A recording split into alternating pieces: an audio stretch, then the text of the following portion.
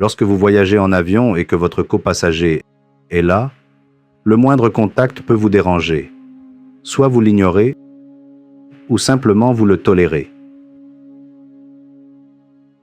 Et surtout, si vous êtes une femme et que quelqu'un vous touche même par accident, vous pouvez ressentir cette sensation désagréable intérieurement. C'est naturel de ressentir cela, car chacun de nous porte un champ d'énergie différent, et ce champ d'énergie, sans dire un mot, vous attaque ou vous attire. La spiritualité est un voyage intérieur. Tout comme les pèlerinages extérieurs d'un lieu à un autre, le vrai pèlerinage spirituel, se fait à l'intérieur de nous, où l'on passe d'un niveau de chakra à un autre niveau de chakra, puis à un troisième niveau de chakra, ce qui est fascinant dans le monde spirituel. Pourquoi est-ce si fascinant? Je vais vous expliquer. À chaque fois que vous voyez, entendez, goûtez ou touchez quelque chose, tous les 5 sens que nous possédons réagissent immédiatement. Soit nous l'aimons, soit nous ne l'aimons pas. Et ce, de façon consciente ou inconsciente.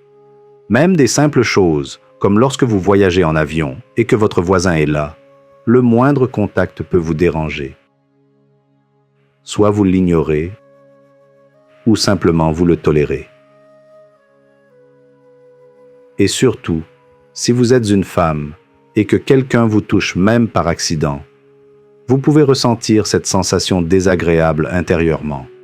C'est naturel de ressentir cela, car chacun de nous porte un champ d'énergie différent, et ce champ d'énergie, sans dire un mot, vous attaque ou vous attire.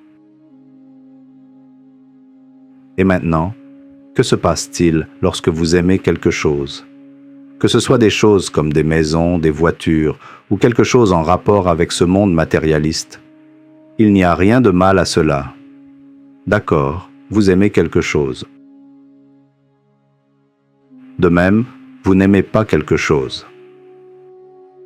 Ces préférences et aversions créent des vibrations. Et ces vibrations se fixent sur un vortex d'énergie particulier près du cœur. Les vortex se divisent en fonction de la vibration émotionnelle qu'ils sont capables de créer. Par exemple, si vous êtes sexuellement attiré ou repoussé par quelqu'un, cela génère un type particulier de vibration. Le deuxième niveau de vibration que nous créons sans cesse est celui des choses que j'ai ou que je n'ai pas dans le monde matérialiste. Oh, je n'ai pas cette voiture, même si vous en avez déjà une. Oh, je n'ai pas ce téléphone. Comment vais-je payer mon loyer du mois prochain? Comment vais-je payer la scolarité de mes enfants? Des choses de cette nature, du monde matérialiste. Et toutes les pensées et émotions liées à cette chose particulière créent également un certain niveau de vibration. Cela rend votre cœur plus lourd, et ces vibrations gravitent vers une partie particulière de notre corps, très proche du cœur dans la région de la poitrine. Et ces deux emplacements sont différents. Et chaque fois que ces chakras sont affectés, ils affectent le chakra supérieur suivant. Voyons ce qui se passe lorsque votre désir n'est pas satisfait. Vous devenez agité. Vous perdez la paix intérieure, n'est-ce pas?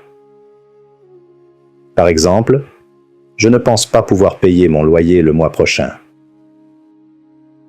Quelles pensées traversent alors votre esprit et votre cœur sur le plan émotionnel?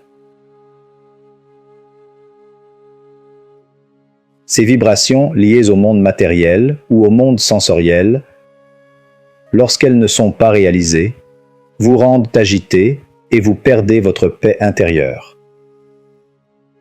Si cela persiste, on se met en colère, et quand on se met en colère, la peur se développe.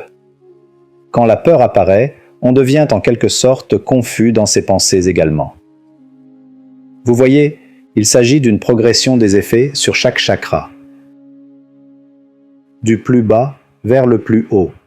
Et plus le chakra est élevé, plus il joue un rôle important dans notre vie. Au-delà de ces désirs, il y a le jeu de « c'est à ma façon ou rien d'autre ». L'ego entre en scène. L'ego a aussi plusieurs niveaux de conscience. Beaucoup disent que cet ego, ou bien cette idée du « c'est à ma façon ou rien d'autre », crée des conflits dans la vie familiale, mais plus encore, cela crée un chaos en soi. Un ego trop développé pèse lourdement sur la vie d'une personne.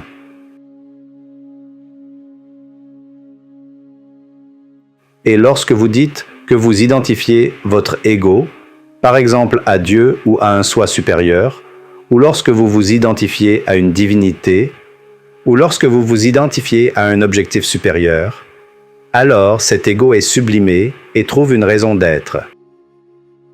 Par exemple, si vous êtes un chirurgien, à chaque fois que vous avez pu réaliser de nombreuses opérations, écrit de nombreuses prescriptions, vous ressentez une satisfaction et vous vous dites « Oui, j'ai bien fait mon travail ».